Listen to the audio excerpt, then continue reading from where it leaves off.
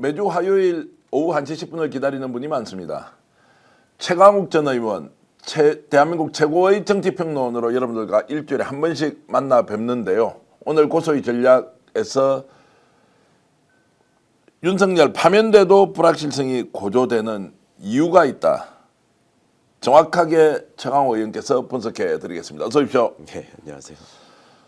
아니 지금 경제지표 이런 것들을 보면 정말로 최악 중에 최악. 최악 중에 최악인데 윤석열 파면돼도 왜 이런 상황이 지속되고 있는지 어떻게 봐야 됩니까?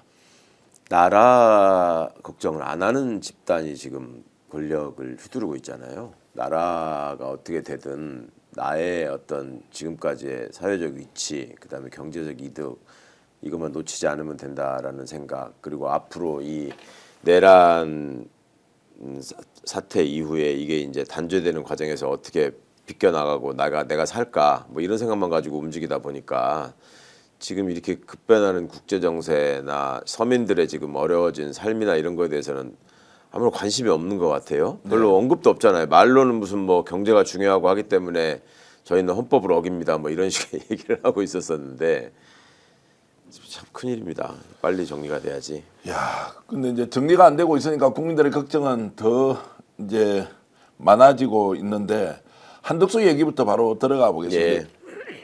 출마합니까 안 합니까? 출마할 것 같은데요. 지금 저런 식으로까지 플레이를 하면서 예. 안 하기는 어려울 것 같고 뭔가 점괘를 받은 것 같아요. 전개를 받았다. 예, 저 양반이 뭐 이런 거 저런 거 생각해서 정치적 결단을 할 만한 사람은 아니고 혹시라도 출마를 하면 당선될 수 있다라고 상상을 하고 있을까요? 본인은 그렇게 상상하겠죠. 자기만큼 경륜을 가진 사람이 없고 자기만큼의 점괘를 확실히 받은 사람이 없을 거라고 생각할 거니까.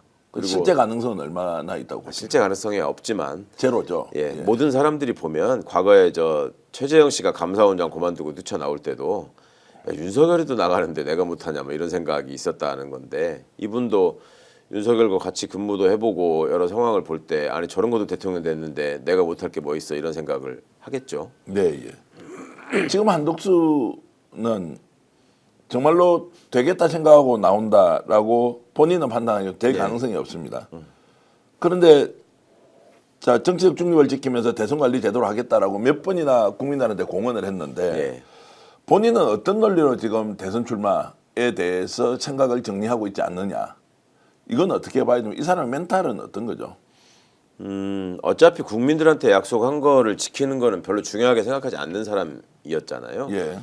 그간의 어떤 김대중 노무현 정부에서 그 출세가도를 달리다가 정권 바뀌자마자 이명박한테 가서 조아리고 들러붙어서 자리 얻는 것부터 그다음에 가장 최근에도 대통령 권한대행의 권한 행사 범위와 관련해서 본인이 국민한테 밝힌 부분을 그냥 떡 먹듯이 그냥 삼켜버리고 저기 이상한 사람들 지명하는 문제까지 나아간 거 뭐 이런 것들을 보면 이분은 뭐 국민에 대한 도리나 약속이나 이런 거는 생각이 없는 사람이고 전형적인 그냥 출세주의자, 기회주의자 이런 모습으로 일관해 왔는데 이제 연세도 꽤 됐고 이분이 1949년생이에요. 네. 그러니까 예전에 우리가 세는 나이로 따지면 77세입니다.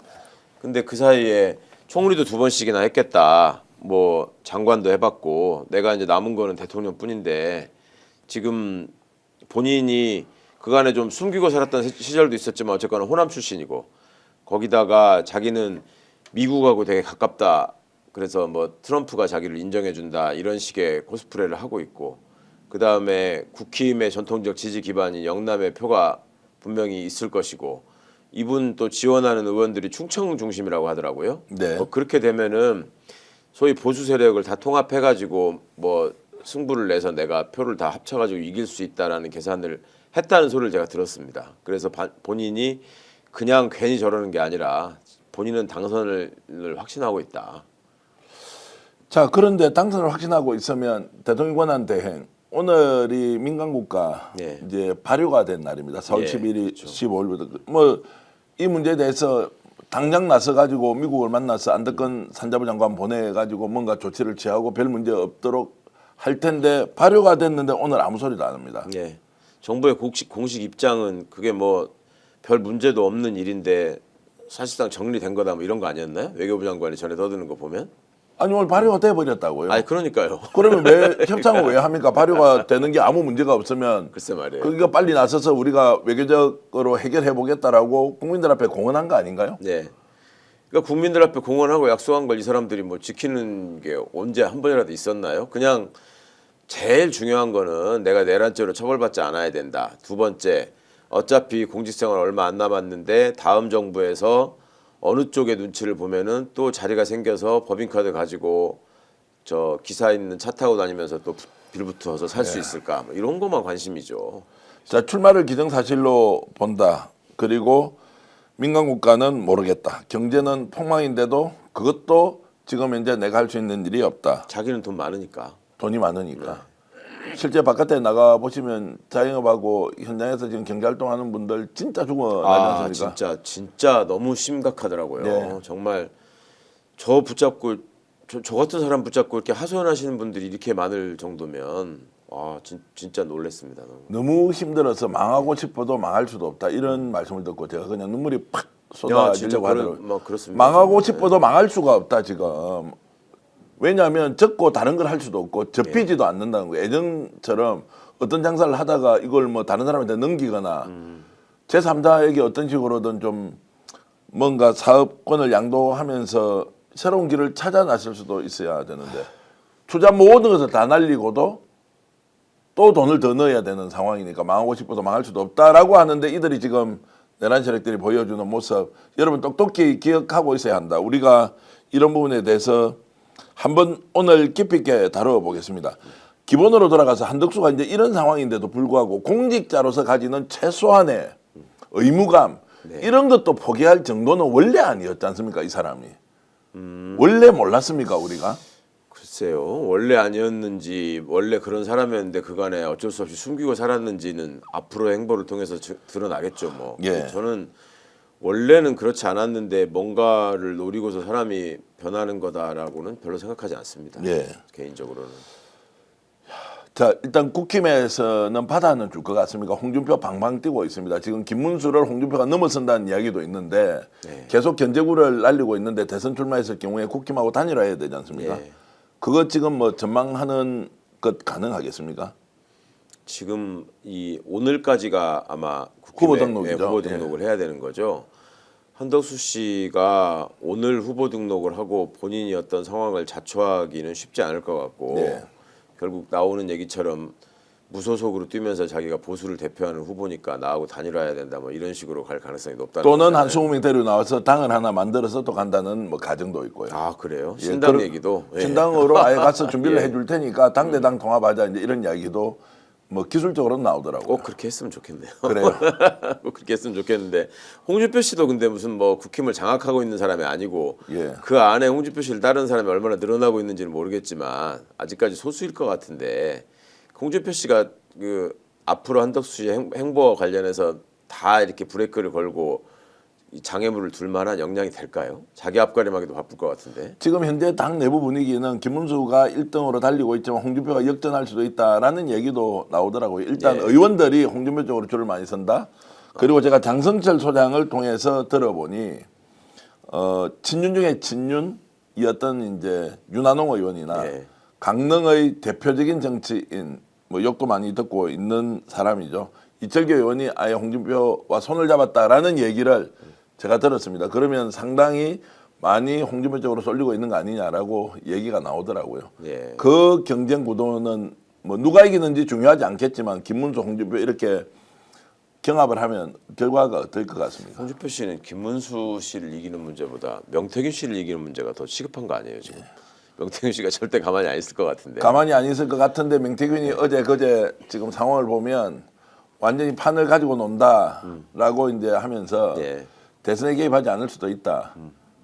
용산의 눈치를 본다. 정확하게 얘기하면 서초동 눈치를 보고 있다. 네. 이런 이야기까지 들리고 있으니 명태균 씨가 지금 모든 거를 또 손에 쥐고 좌우할 수 있는 상황도 아니잖아요. 예, 예. 자료들은 상당 부분 다 넘어와 있죠. 예, 예. 다 넘어와 있어서. 자, 그래서 이제 홍준표가 지금 약진하고 있는 것은 분명한 사실인 것 같고, 자 이런 이제 전반적인 이제 요건들을 놓고 보면 한덕수가 들어와서 단일화하면 단일화 효과가 있다 없다 이 부분 어떻게 보십니까? 저는 그 부분들은 꼭 열심히 경쟁해가지고 네. 세 분 다 완주하시는 게 중요하다고 생각합니다. 그 자기들끼리는 단일화를 염두에 두고 뭐 단일화해서 시너지 효과를 내고 또 그걸 통해서 발판으로 해가지고 뭐 약진하겠다 이런 생각하는지 모르겠는데 세 분 다 욕심이 보통이 아닌 분들이고 그 다음에 또 나이들이 있고 그래서 이게 진짜 마지막이잖아요. 그리고 이 저분들이 이렇게 떠오르고 경쟁하고 하는 걸 보면 지금 국힘의 현 상황이나 위치를 그대로 지금 입증해 주는 것 같은데, 그러니까 이분들의 지역 기반으로 가장 단단하다고 믿는 데가 영남이고, 그 다음에 세대별 기반으로는 가장 단단하다고 믿는 데가 노령층이잖아요. 특히 70대.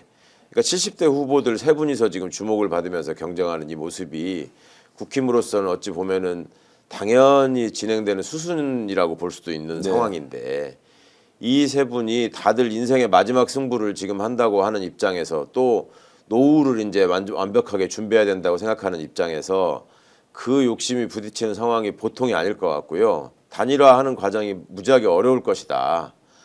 그렇게밖에 생각이 안 되네요. 자, 단일화하는 과정도 굉장히 복잡하고 어려울 것이다라는 그 말씀에 동의를 하면서 일단 지켜보기로 하죠. 내란 세력이 후보 단일화를 통해서 대선에서 선전할 수 있다라는 가정 자체가 저는 믿겨지지 않습니다. 여러분들도 비슷한 생각이실 테고요.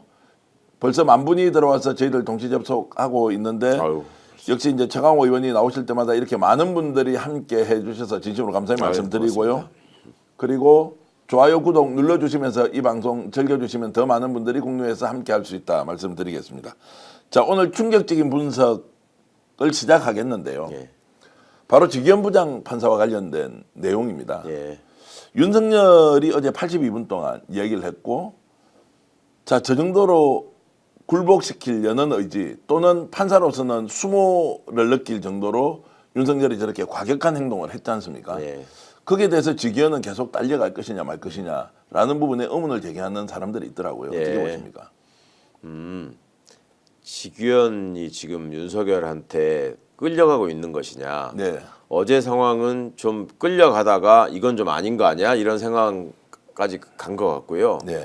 그래도 재판장인데 피고인이 어떤 신분을 가졌던 어떤 사람이건 간에 결국 당신은 내 손아귀 안에 있다라는 생각을 가질 수밖에 없습니다. 지규현 같은 경우는 지금 보면은 조금 이렇게 철없는 소영웅주의자의 모습을 지금 보이고 있는데, 태어나서 가장 많은 사람들의 주목을 지금 받고 있는 상황이라서 본인도 그 시선을 감당하기가 지금 어려운 것 같아요. 네. 그러니까 자꾸 갈팡질팡하면서 이상한 플레이를 보이는 것 같은데, 판사들이 그냥 일반적으로 생활할 때 보면은 그냥 개별적인 공무원으로 그냥 생활하거든요. 그러다가 시민들의 눈에 띄고 어떤 여론의 평가를 받는 걸 굉장히 부담스러워합니다. 그런 경험도 없고. 근데 지규현 같은 경우에는 지금 사상 초유의 생각지도 않았던 주목을 받고 있어서 엄청 지금 잠 못 이루는 밤이 많을 것이고, 그 친구들이나 뭐 이런 사람들 얘기 들어보면은 그 구속 취소 사태 이후에 술을 많이 먹고 다니더라. 네. 나름 괴로워하는 것 같다. 그다음에 법원 내부의 시선도 전혀 지금 따뜻하지 않거든요.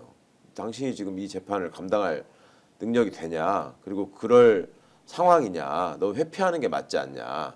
이런 얘기들을 본인한테 직접 대놓고는 못하지만 여러 사람들이 다 똑같이 얘기를 하고 있어요. 그러니까 그 본인이 느끼는 부담이나 압박감이 분명히 엄청 클 것이고, 지금 여론이 이런 식으로 계속 악화되고 지규현 때문에 재판도 망가지고 나라 꼴이 이상해질 수 있다라는 걱정이 고조가 되면 본인이 어떻게든 뭔가 그 의혹을 좀 이렇게 희석시키려는 조치를 할 겁니다. 그러니까 제가 보기에 윤석열이 나대는 게 지금 이번 어제 있었던 공판, 그다음에 뭐 많아야 한 번 정도 더 정도 가능하지, 그 다음에는 이렇게 뭐 몰래 숨어 들어가 가지고 뭐 사진도 안 찍히고 이런 일들이 쉽지 않을 것 같습니다. 자, 비공개 계속 할 수 있을 것 같습니까? 뭐 피의자 윤석열 쪽 의견까지 들어보겠다고 하니, 어렵겠죠. 그러니까 언론이 지금 뭐랄까 상당히 삐져 있잖아요. 아니 모든 언론이 지금 다 다 지적하고 삐져 있잖아요. 예. 비판하고 공격하고 있어요. 예. 지기현 부장 판사 이걸 감당할 수 있느냐?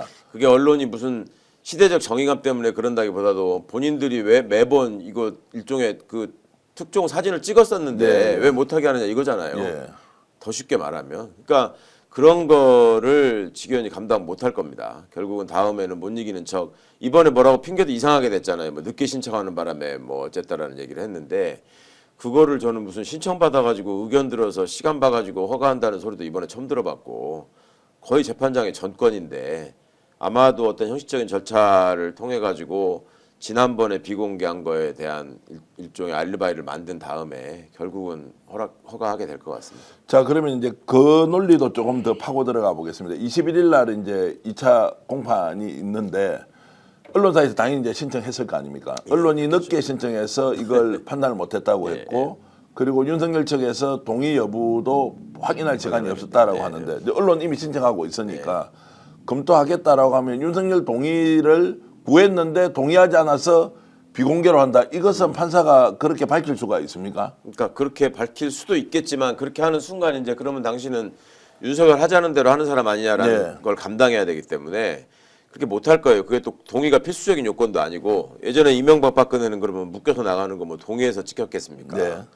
그런 게 아닌 이례적인 상황을 지금 본인이 자꾸 자초하지는 않을 것 같습니다. 더 이상. 그러면 21일 날 공개될 가능성이 더 높다라고 우리가 전망을 21일 날은 해보겠습니다. 저는 좀 더 높아 보입니다. 높아 보인다. 그때까지 만약 막는다고 하면 감당이 안 된다. 그렇죠. 자, 그러면 다시 돌아가서 어제 재판 과정에서 왜 공개하지 않았느냐. 조금 전에 석연찮은 이유를 이렇게 변명처럼 설명했다고 했는데 본인의 얼굴을 드러내는 것에 대해서 굉장히 부담감이 있었다라는 얘기도 있습니다. 그럴 수 있습니까? 본인 얼굴을 그렇다고 해서 모르는 건 아니잖아요. 이미 다 공개됐고 이제 법복을 입고 법대에 앉아 있는 모습을 사람들이 어떻게 받아들일 것이냐에 하는 두려움이 있을 겁니다. 박근혜 재판 때 재판장이 제 대학 동기였던 김세윤 부장판사였거든요. 네. 그 친구가 사실은 저는 그때 그 재판을 공개하는 걸 보고 아 이게 그냥 혼자서 단순히 생각하고 판단해서 결정할 수 있는 문제가 아니었겠구나 싶은 생각이 그때는 들었었거든요. 왜냐하면 김세윤 부장이라는 사람도 그렇게 막 적극적이고 어딘가 이렇게 자기를 알리고 싶어하는 그런 사람이 아니었습니다. 굉장히 소극적이고 내성적인 스타일의 사람이었는데 그 재판 과정을 공개하는 걸 보면서 아, 이 재판의 중요성이나 역사적인 순간이라는 거에 대한 법원 일반의 인식이라는 게 있었고 그거를 재판장이 그대로 수용하고 거기에 따라가는 거구나라는 생각을 했는데 지금 지규현 개인의 문제로 본인이 감당해야 될 앞으로의 이제 후폭풍이라는 게 어느 정도로 커질지를 모르잖아요. 지금 이미 유명해졌지만 재판을 어떻게 진행하고 어떤 결과에 나오느냐에 따라서 크게 봐서 이 사람이 계속 대한민국에 살 수 있느냐 이 문제가 지금 판가름 날 것 같거든요. 그러면 오히려 공개를 통해서 지규현이 본인한테 지금 가해지고 있는 여러 가지 평가들이나 판단들, 예측들이 있잖아요. 많은 분들이 굉장히 걱정하시잖아요. 또 무슨 이상한 짓을 할지 모른다 이런 걸 하기 때문에 그걸 불식시키기 위해서라도 뭔가 자구책을 강구하지 않을까. 그게 일단 재판 공개로부터 시작하지 않을까. 지금 현재 공정한 재판을 지기현 판사가 하고 있다고는 안 보는 게 맞죠. 네, 공정하다, 지금까지는 100% 매우 공정하다. 이상한 진행을 매우 하고 이상한 있었죠. 짓을 하죠. 그러면 이걸 제가 게임에 비유를 해서 말씀 좀 드려보겠습니다. 예. 영웅이 될 수 있는 길도 있고 예. 역사적 죄인이 되어서 사실상 변호사 개업을 못할 수도 있습니다. 네. 왜냐하면 윤석열 차례는 어떤 식으로든 종식이 되고 역사적 단죄를 받을 거지 않습니까?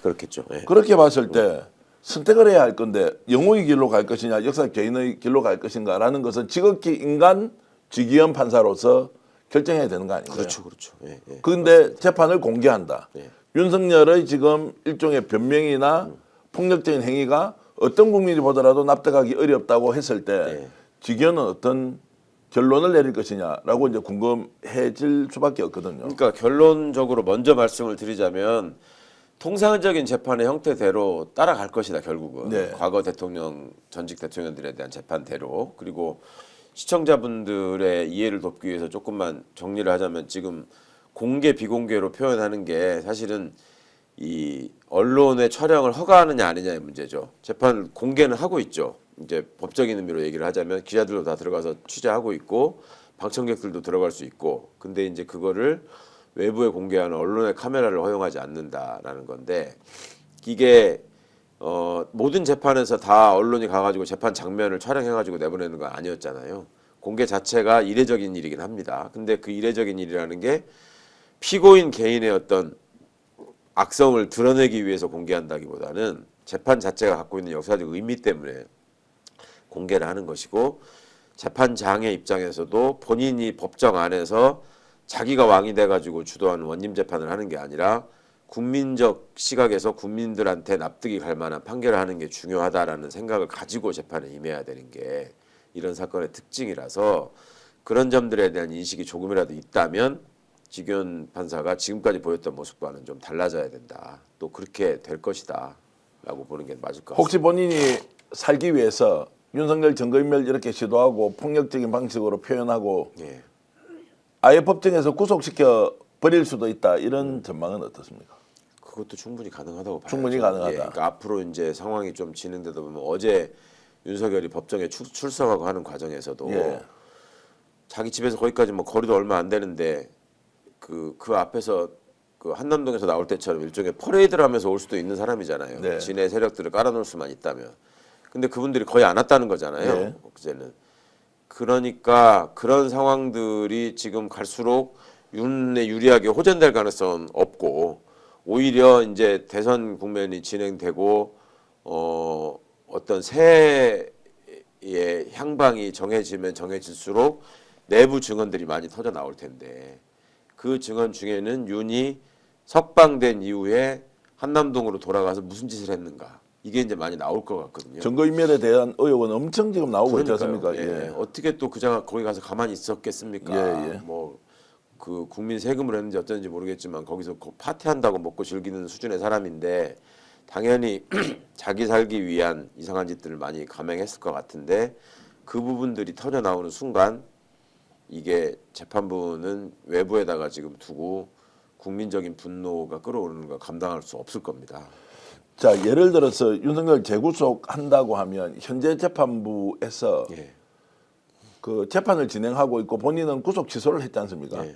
그런데 1심에 승고 나기 전에도 재판 과정에서 구속을 시킬 수도 할 수 있습니까? 있죠. 그러니까 추가 증거인멸의 정황이 드러나서 추가 증거인멸에 대한 정황을 그렇죠. 그러면 그는 풀어준 다음에 돌아가서 예. 증거인멸을 하고 있었다. 이런 게 드러나면 드러나면 그렇게 이제 하고 예. 그러면 그는 검찰에서 이런 내용을 이제 기소를 다시 추가적으로 하자고 넣어야 됩니까? 아니요. 직권으로 그냥 직권으로도 할 수 있다. 할 수 있어요. 예. 구속 사유는 이게 기소가 되면 구속 여부는 전적으로 재판부의 권한이기 때문에 예.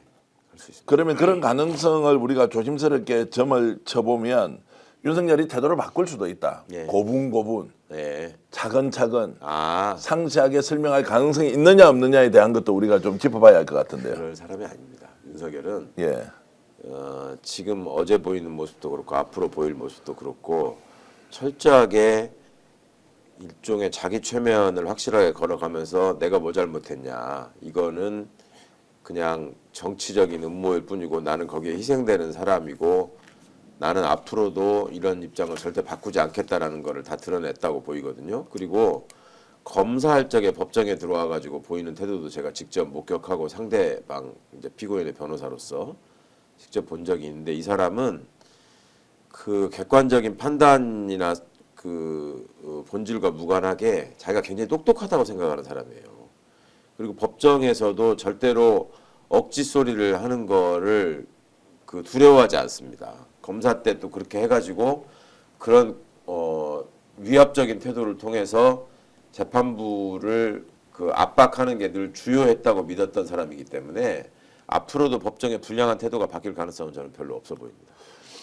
변호인단과 사전에 논의하지 않고 82분 동안 본인이 예. 아예 서서 정말 82분이면 1시간 반 가까이 되지 않습니까? 완전 진상이죠, 진짜.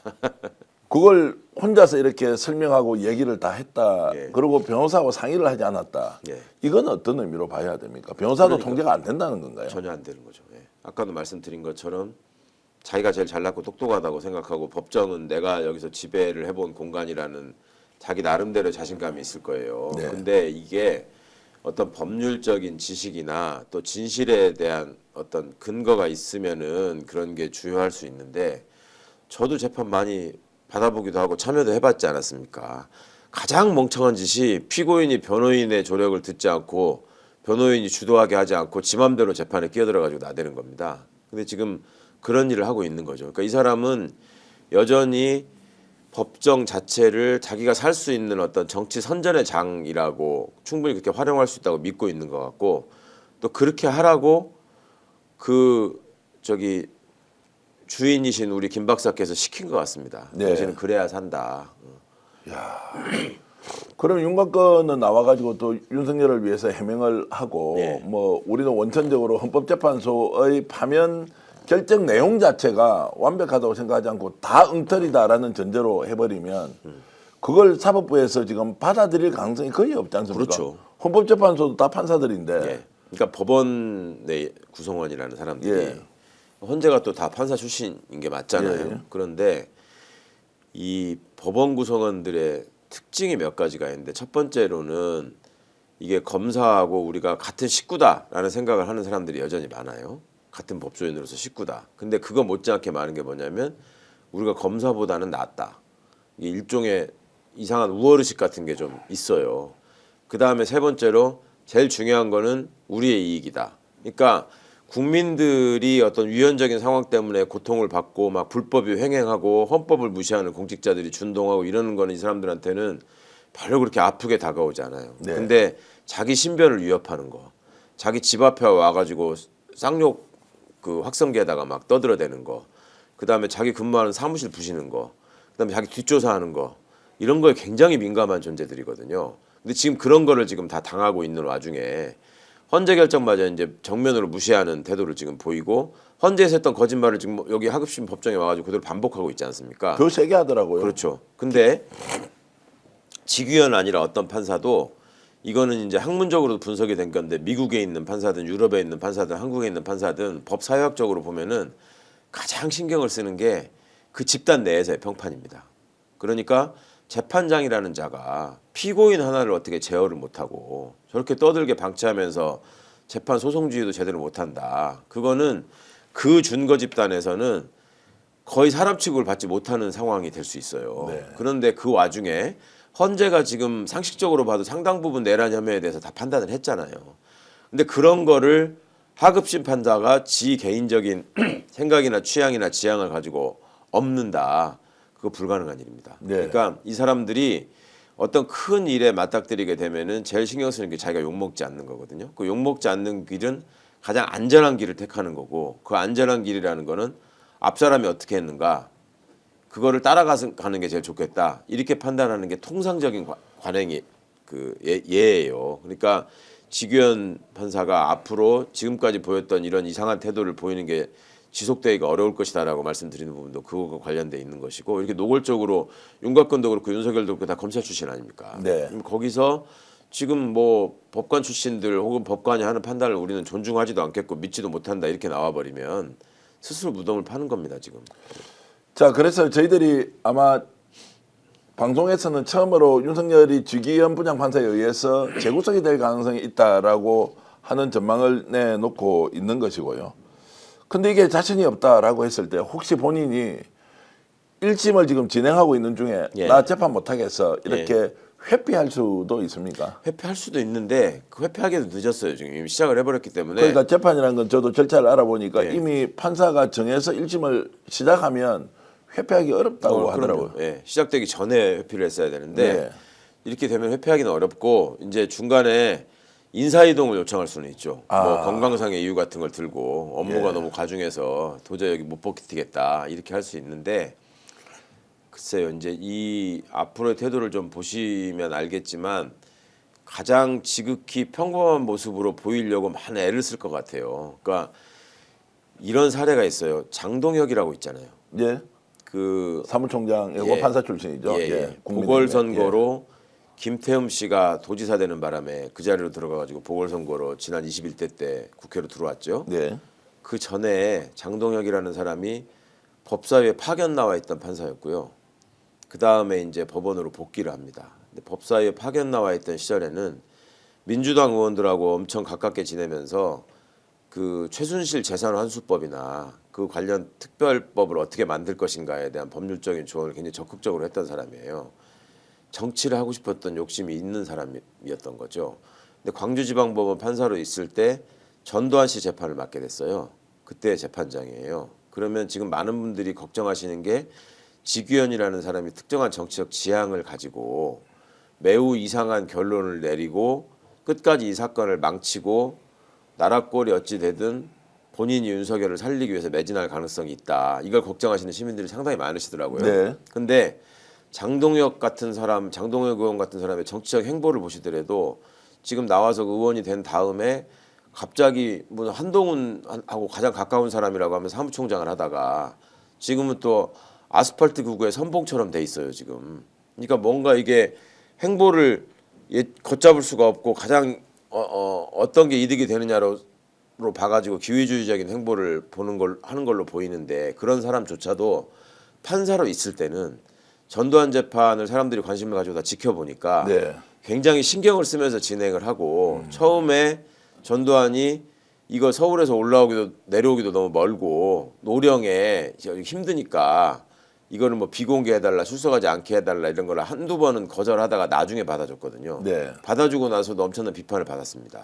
그걸 굉장히 부담스러워했고 중간에 빠졌습니다. 그래서 결국 선고를 딴 사람이 했거든요. 그때 인사이동으로. 사자 명예훼손과 관련된 그렇습니다. 소송이었죠. 예. 인사이동을 하고 딴 사람이 예. 결국 재판을 했는데 그러니까 그런 예에 비춰 보시더라도 이런 어떤 특정한 정치적 지향을 가지고 움직이던 사람도 그렇게 못했는데 지금 법원에만 있으면서 이 지견이라는 사람이 나름 판사치고는 외향적인 사람이라는 거예요. 네. 이 사람 저 사람과의 좋은 관계를 유지하고자 애쓰는 스타일이라는데 지금 본인이 법원 내에서 쌓아올렸던 나름의 평판이랑 완전히 무너졌어요. 예. 그러니까 그거를 본인이 만회하기 위한 어떤 조치를 할 수밖에 없을 겁니다. 그러니까 법으로 돌아가면 그냥 정상적으로 재판하고 공개하고 윤석열 내란 그럼요. 예. 차고 넘치는 증거를 채택하고 그냥 판결하면 되는 거지 않습니까? 특이한 짓 안 하고 예. 남들 하던 대로 일반적으로 하면 되는 거예요. 그러니까 예. 그렇게 돌아갈 가능성이 높다는 거죠. 현 상황에서 법원 행정처나 이런 데서 재판 자체에 문제가 있다고 국민들이 국회에서 이렇게 항의를 하지 않습니까? 예. 아 이것도 무시를 하면서 저 판사의 고유 권한이기 때문에 우리는 아무런 조치를 할 수 없다 이렇게 됩니까? 아니면 어떤 식으로든 이 민심을 좀 반영을 하려고 얘기는 합니까? 독립성을 보장해 주는 선에서 어떻게 되죠? 양승태 사태 이래로 예. 그 재판부에다가 직접 그렇게 얘기하는 걸 굉장히 꺼리죠. 네. 법원에서. 그리고 또 이 지규현이라는 사람이 어디로 튈지 모른다는 지금 불안감을 주고 있었잖아요. 그러니까 그 행여나 싶어가지고 직접 얘기는 못할 겁니다. 아니 네. 그 고등법원 부장판사까지 지내고 뭐 법원장 물망에 올랐던 사람이 대법원장 만나러 가가지고 녹음을 해가지고 공개하는 수준의 사람들인데 누구를 믿고 어떻게 그런 얘기를 하겠습니까? 그렇지만 주변의 어떤 그 법원 내에 소위 그 복도통신이라고 하죠. 네. 그걸 통한 내부적인 압박은 지금 이미 심하게 느끼고 있을 거고 그 법원 구성원들의 어떤 지규현 판사에 대한 그 불신이나 불만이 상당한 수준입니다. 저 사람 하나 때문에 우리 전체가 욕먹는다 지금 이런 생각들을 하고 있거든요. 실제로 검찰 수준으로 지금 비판을 받을 가능성도 매우 높지 않습니까? 그럼요. 예. 지금 그러니까 한 사람 때문에 사법 불신이 커진 게 지금 얼마나 커요. 예. 그러니까 법원을 지금 못 믿겠다는 거잖아요, 국민들이. 근데 그거를 지견이라는 한 사람 때문에 엄청나게 자초한 측면이 있어서 내부에서 절대로 좋은 시선으로 바라보지 않고 본인도 그걸 알고 있어요. 그래서 엘리베이터 타다가 마주치는 판사가 있으면 괜히 묻지도 않았는데 자꾸 웃으면서 자기 변명을 한다는 거예요.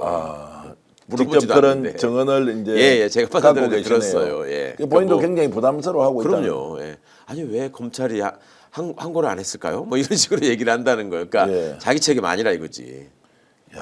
그러면은 이제 바뀔 가능성이 상당히 높다. 예.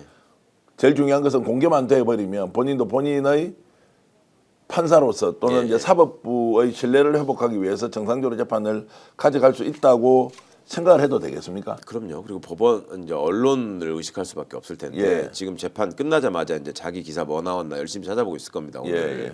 오전 내내 그걸 했을 텐데 거기서 이제 법정 장면이 다 스케치가 일일이 되고 있다라는 걸 지금 알고 있을 거니까 다음에 이걸 공개하지 않은 상황에서 소위 언론이 곤조를 부리기 시작하면 재판장 재판 진행이 아무리 봐도 이상하다, 개판이다, 뭔가 피고인한테 그 휘둘리고 있다, 내지는 편파적으로 한다, 내지는 뭐 검사가 또 이상하다 이런 기사들이 지금 나올 수 있는 상황인데 본인이 그걸 의식하지 않을 수가 없어요.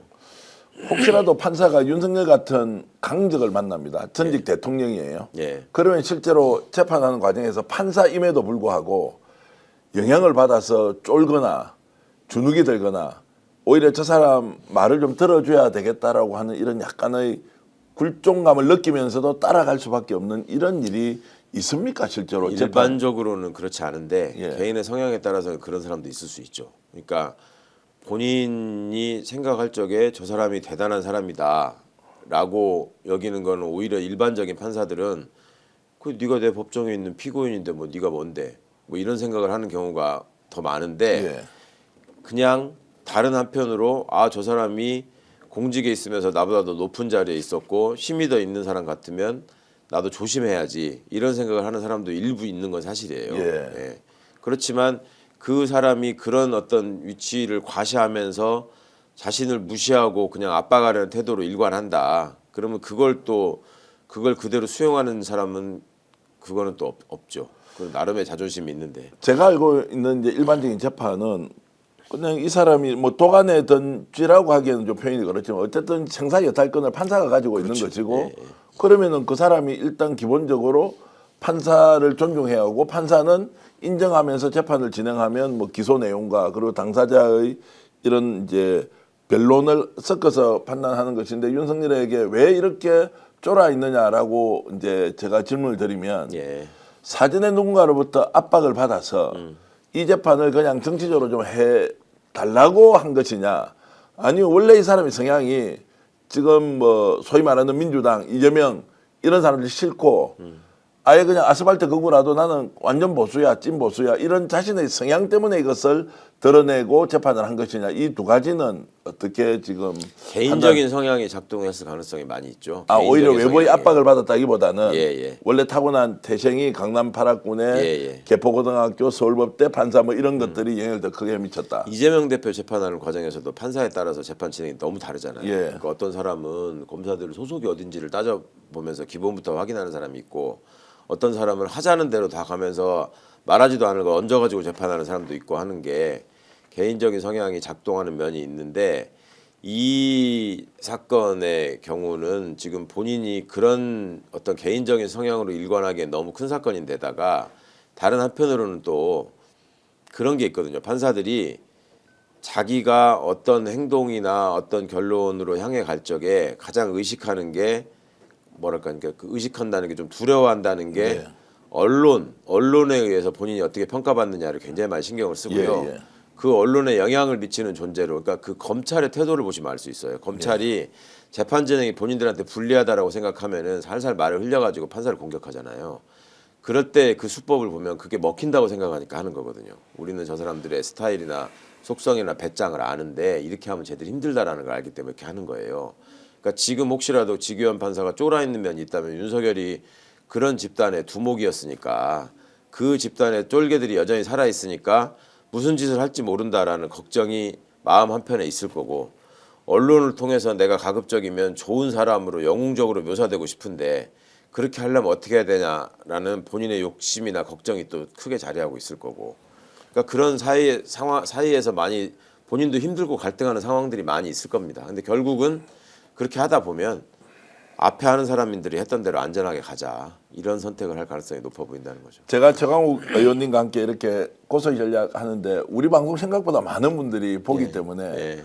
오늘 이 지금 토론을 주기현 부장판사 또는 주변의 지인들이 볼 수 있다고 생각하고요. 예. 지금 현재 상황에서 주기현 부장판사가 그래도 뭔가 선택을 한다면 어떤 것이 가장 바람직한 겁니까? 한번 조언을 해주시죠. 그러니까 가장 평범한 것이 어찌 보면 가장 설득력을 가질 수 있어요. 본인이 지금까지 이상한 해석과 특이한 행동을 하는 바람에 잃어버린 신뢰가 얼마나 큰데 이걸 회복하려면 앞으로 남들보다 더 확실하고 꼼꼼하게 기록을 확인하고 그다음에 재판장이 준수해야 될 어떤 소송 지휘에 관한 태도를 확립을 한 다음에 그걸 통해서 국민들로부터 최소한의 어떤 신임을 얻으려고 노력을 해야지 그렇지 않으면 이 사건을 통해서 지규현이라는 이름이 영원히 오명으로 남을 수 있습니다. 그러니까 제가 오죽하면 예전에 지금 저런 식으로 해가지고는 나중에 변호사 개업도 못한다. 개명해가지고 해야 될 거다. 그렇게 얘기까지 했는데 네. 지금 이 재판 망쳐버리면 개업은커녕 한국에 못 살 수 있다니까요. 그러니까 앞선 사람들이 왜 그렇게 재판했을지를 한번 생각을 해보고 그런 소송 지휘나 그런 법정의 운영이 왜 필요한 것인지를 깊이 고민하기를 바랍니다. 그리고 많은 사람들이 이미 걱정을 하고 있으니까 그런 사람들의 조언을 좀 귀담아 들을 필요가 있을 것 같고요. 자, 이 부분도 굉장히 중요한데 윤석열의 어제 그 재판 태도에 대해서 언론이 잘한다 옳은 소리 했다 이제 제대로 내란 사건 재판이니까 실컷 얘기해봐라라고 하는 언론이 하나도 없습니다. 예, 그렇죠. 두 번째는 거리에 사람들이 안 모입니다. 예, 국힘에서도 윤석열을 옹호하는 사람이 아무도 없어요. 예. 그럼 윤석열은 완전히 고립돼 있는 상태지 않습니까? 그렇죠.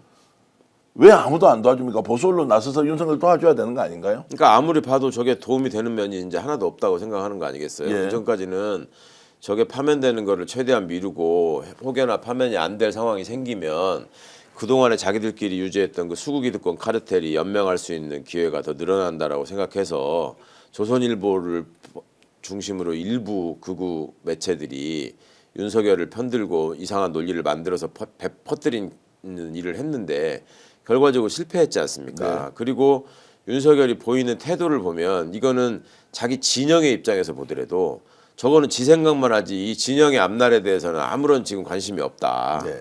저거 그리고 상황 판단이 안 된다. 그리고 이 사람들이 볼 때도 정권 출범 초기부터 김건희를 되게 걱정하고 그 관계를 좀 끊기를 주문했었잖아요. 말 안 듣잖아요. 끝까지 안 듣잖아요. 그러니까 지금 이 사람들 입장에서 이제 손절을 해야 된다. 아니면 정말로 다 같이 죽는다. 이런 위기의식이 좀 더 커지지 않았을까요? 야, 그래서 이제 윤석열이 완전히 고립되어 있는 상황에서 지기현 부장판사가 어떤 선택을 할지 윤석열 뒤에는 여전히 김건희가 배후에서 이렇게 저렇게 코칭을 하고 있다라는 생각도 갖고 계신 거죠. 아, 그럼요. 예. 그거 아니면은 뭐 독자적으로 뭘 판단하고 움직일 만한 그런 저기가 안 되는 사람입니다. 제가 뭐 이해 안 되는 게 한두 가지가 아니지만 그래도 납득을 전혀 할 수 없는 것은 이게 지금 윤석열에게도 도움 안 되고 예. 국힘에게도 도움 안 되고 대선에는 악재 중에 악재인데 예. 왜 윤석열은 그걸 모르고 정권 재창출하자고 떠들기만 하고 이런 아주 비정상적인 최악수를 두고 있느냐 이것도 잘 이해가 안 됩니다. 원래 본인만의 세상을 설정해 놓고 가상 세계에서 살던 사람이잖아요. 예. 그러니까 제가 여러 번 말씀드렸지만 지가 제일 잘난 줄 안다니까요. 예. 그리고 자기 판단에 대해서 확실하게 어떤 그 신적인 보증을 해주는 또 존재가 바로 옆에 부인으로 살고 있기 때문에 네. 본인이 잘못하고 있고 이렇게 가면은 더 망가진다라는 거를 아예 생각하진 그러니까 1%도 생각하지 않는다 이건 아니지만 그거에 대해서 별로 생각을 하고 싶지 않아 할 거예요. 왜냐하면 겁이 많기 때문에 이 쫄보가 그런 생각을 하면 할수록 두려우니까 자꾸 오히려 이게 더 오버플레이를 해가지고 사람들한테 나를 이렇게 이게 깃털을 더 부풀려야지 그나마 사람들이 나를 인정해 준다 이런 생각을 할 것이고 이게 이 사람 인생을 통해서 일관된 태도였습니다. 예. 그러니까 그 학교를 다닐 때나 나중에 고시에 합격해가지고 검사 생활을 할 때나 본인이 가지고 있는 실력보다는 그거를 가장하고 그거를 부풀릴 수 있는 자기의 체구나 어떤 태도나 위협적인 그런 행동이나 이런 것들을 통해서 자기를 자꾸 이렇게 지켜내려고 했던 사람이라서 지금도 저는 그 꼴을 계속 보이고 있다고 생각합니다. 자기 체면을 계속 하고 있다. 김건희는 이렇게 하면 뒤집을 수 있다라고도 생각한다 이렇게 보십니까? 지금 이대로 가면 김건희가 뒤에서 코칭을 하고 있습니다. 예. 판을 뒤집을 수 있다. 한덕수 내세워서 자, 누가 되든 국힘하고 단일화 시키면 대선에서 이길 가능성이 있다. 그럼 우리 다 사면 받는다. 이런 것까지 그거를 절대 포기하지 않고 포기하지 생각하고 않고 있죠. 있다. 예, 생각하고 있겠죠. 야, 정말로 참. 그거 보통 상식으로는 이해할 수 없는 사람들이니까. 그러니까 상식이라는 단어가 이제 너무 참. 자, 이 질문 좀 드리겠습니다. 지기현 부장판사에 대해서 예. 아예 탄핵을 시켜버리자라는 이제 의견은 예. 국민들의 감정으로는 굉장히 많이 올라오고 예, 그렇죠. 있습니다. 이 예. 부분은 맞는 판단입니까? 아니면 그냥 맡겨놓고 기다려야 아직은 한다? 좀 성급한 판단이죠. 예, 예. 그러니까 이제 좀 미숙하고 여러 가지로 그 이상한 짓을 하고 있는 건 맞는데 그렇다고 해서 그게 탄핵 사유가 되는 건 아니거든요. 예, 예. 그러면 그거를 그냥 탄핵 소추를 해가지고 직무 정지를 시켜놓고 이 재판에 관여를 못하게 하는 것도 지금 현재로서는 이 위기 상황에서 굉장히 필요한 거 아니냐 이런 생각이 드시는 분들도 있을 것 같은데 그게 그렇게 됐을 때 오히려 법원 구성원들로부터 그 생길 수 있는 일종의 반감 같은 것도 또 있기 때문에 네. 그러니까 이 판사가 잘못하고 오판하고 또 과정에서 절차와 관련해서 법을 어기고 하는 것들은 상급심을 통해서 시정이 되는 걸로 돼 있는 것이지 그게 곧 탄핵 사유가 되는 거 아니거든요. 네. 그런 게 탄핵 사유면은 지금 이재명 대표 무죄된 판결에서 1심 선고한 판사들 예. 그거 다 탄핵해야 될 거 아니겠습니까? 예, 예. 근데 이제 그런 게 아니라서 지금은 좀 성급한 얘기일 것 같습니다. 자, 탄핵에 대해서는 좀 더 신중한 이제 판단을 해야 한다는 것이고 지금 검사 측에 예.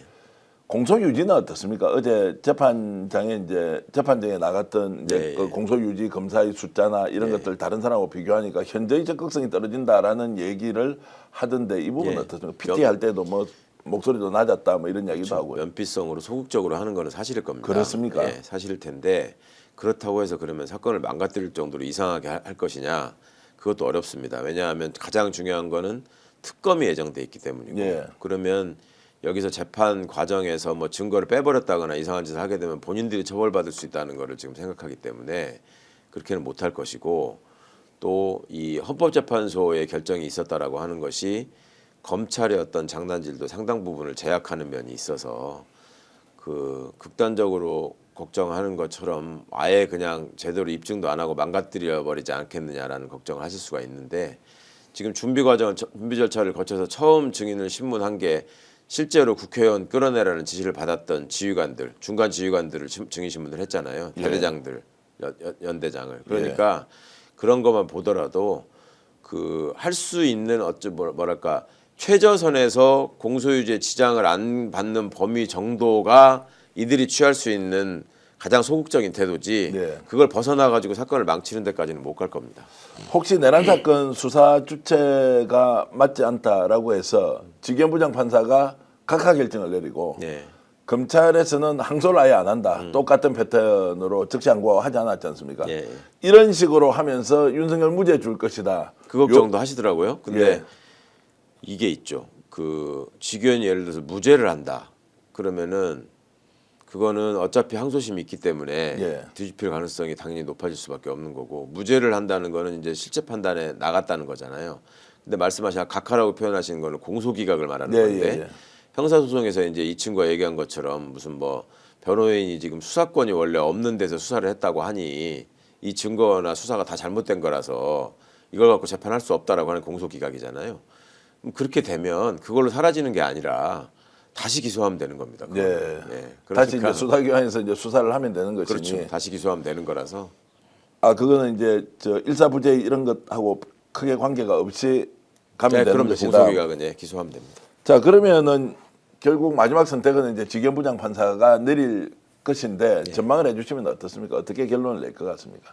정상적으로 돌아와서 단죄를 하는 쪽으로 간다. 시간이 생각보다 오래 걸릴 겁니다. 예. 이게 증인 신문 할 것도 많고 저들은 이제 계속 소송 지연 전략으로 나올 거라서 그렇지만 거기에 그 완벽하게 끌려다니면서 재판하지는 않을 것 같아요. 지금 본인이 매주 하겠다 내지는 일주일에 뭐 2번도 하겠다. 2주에 3번 정도 하겠다 이렇게 그러니까 나오고 얘기를 있습니다. 했잖아요. 그러니까 그런 일정은 최대한 지켜가면서 할 것이고 어느 정도가 상황이 이제 정리가 되면 이제 이 재판이 진행되는 와중에 결국 대선이 진행되고 결과가 나올 거거든요. 그러면 이 사건이 정상 궤도를 벗어나서 재판이 진행될 가능성은 저는 별로 높아 보이지 않습니다. 결국은 정상으로 돌아가서 할 수밖에 없을 거고 그다음에 이제 계속 추가 기소가 될 거기 때문에 이거를 지기현 판사가 모든 것들을 다 포괄해가지고 마지막 결론을 내릴 수 있을 것이냐는 좀 지켜봐야 될 것 같고요.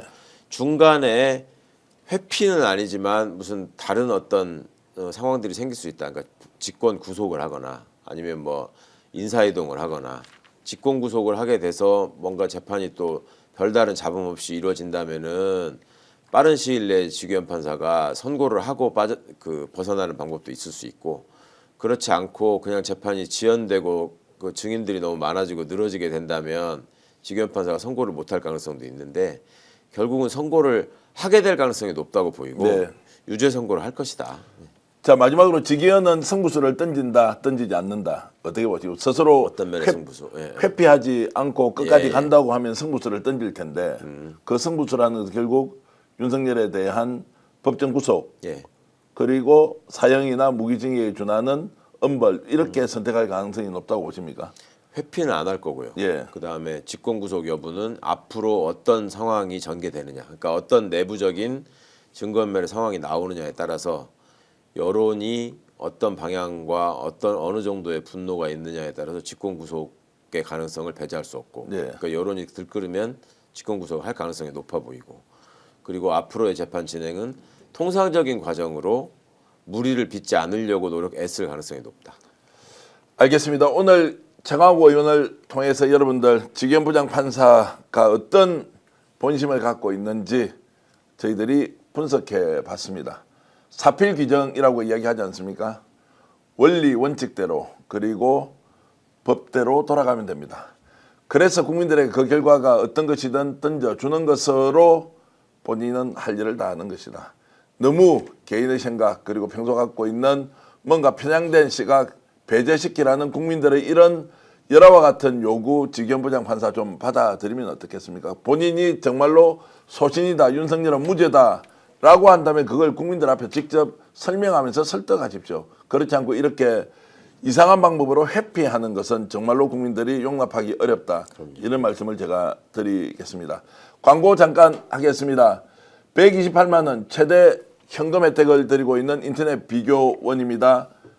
집에서 휴대폰 장만하시거나 정수기 교체하거나 이런 게 있을 때는 꼭 인터넷 비교원에 전화해서 내가 얼마 정도의 혜택을 받을 수 있는지 지금까지 어느 정도의 혜택을 받았는지 비교해 보시면 어떻겠습니까? 서경석이 광고하고 있습니다. 혹시라도 다른 집에 비해서 혜택이 좀 적다면 최대 150%까지 차액을 보상까지 해주고 있으니까 믿고 맡기면서 전화해 보시면 좋겠습니다. 인터넷 비교원 서경석 1670-2571 비교할 때면 반드시 인터넷 비교원 이용해 주시면 고맙겠습니다. 최강욱 의원 진심으로 감사의 말씀드리고요. 예. 저희 방송 봐주시는 여러분들께도 고마움을 전합니다. 구독, 좋아요를 통해서 스픽스 더 많이 응원해 주시면 고맙겠고요. 최강욱 TV도 여러분 구독, 좋아요 최강욱 TV 꼭 해주십시오. 스픽스 구독자는 곧 최강욱 TV 구독자다 이런 생각으로 구독, 좋아요 최강욱 TV도 많이 응원해 주시길 바라겠습니다. 여러분 고맙습니다. 감사합니다. 오늘 방송 어떠셨습니까? 마음에 들었다면 구독, 좋아요로 스픽스를 응원해 주십시오. 여러분들의 구독, 좋아요는 가장 큰 힘이 됩니다. 스픽스 구독, 좋아요.